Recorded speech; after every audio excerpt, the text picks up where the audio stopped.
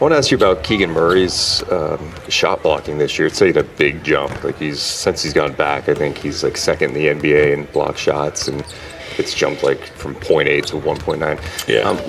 Have you seen anything like change with him fundamentally, or just like his approach? Like what do you think's been different? Most of Keegan's shot blocking is track down ability, for a lack of a better term.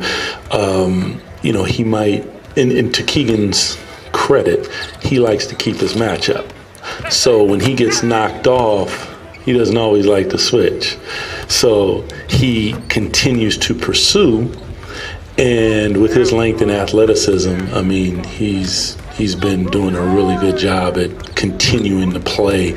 Sometimes, I want to see him go ahead and switch, and as opposed to putting two on the ball. But when he is as good as he is on the defensive end, we give him the latitude to make decisions like that. And yeah, he's pretty good. Hey, Doug, I'm just curious, you've had a tough go with this group. I wonder just, experiencing a moment like you guys did in Portland the other night, of all the games where you try to flush and go away, just how much that one kind of still sticks with you guys as you come into this matchup. What happened? Yeah.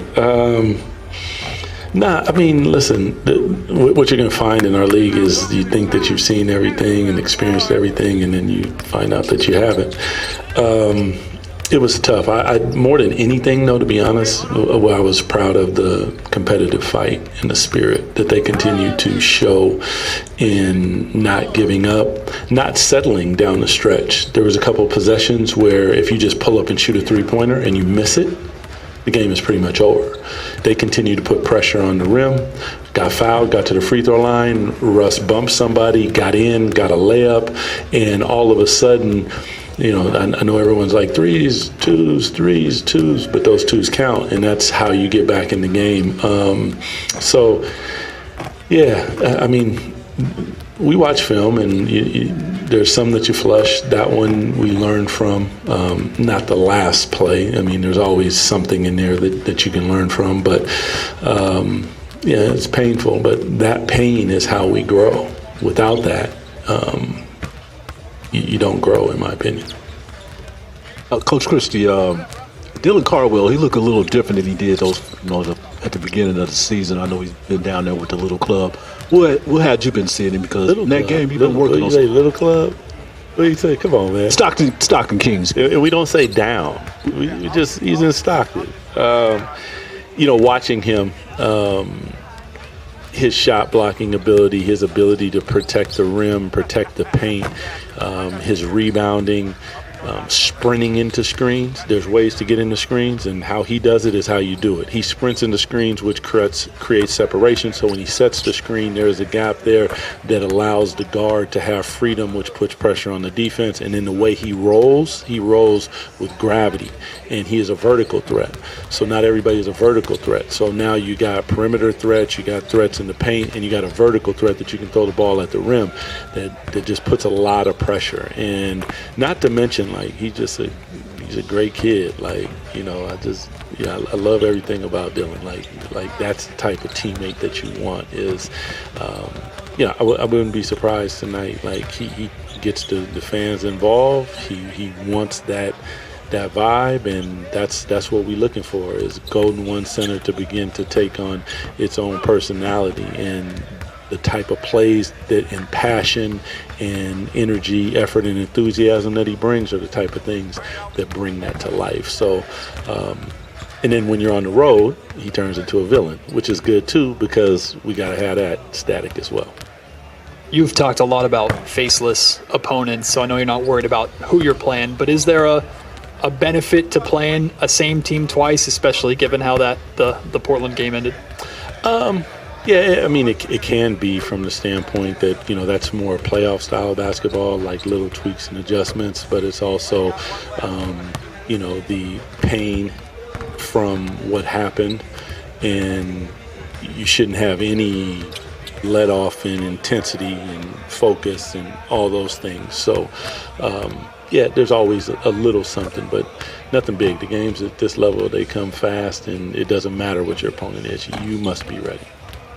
Doug, it seemed like we were getting closer to a return for Domas, and now all of a sudden he's out another month plus at least.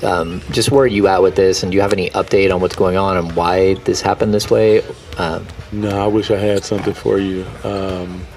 Yeah, we would love to see him in the uniform.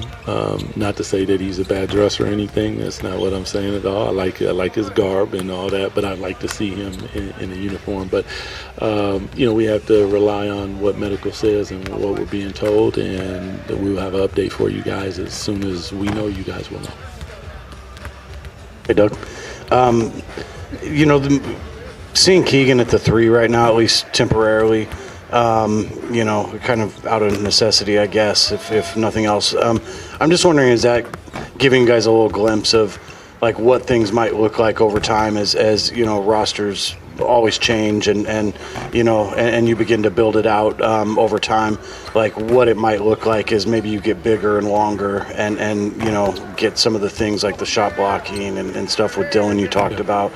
Is it kind of giving you a glimpse of what that might look like and how it might change things defensively for you? Absolutely. I think that is the position that Keegan has the biggest advantage at.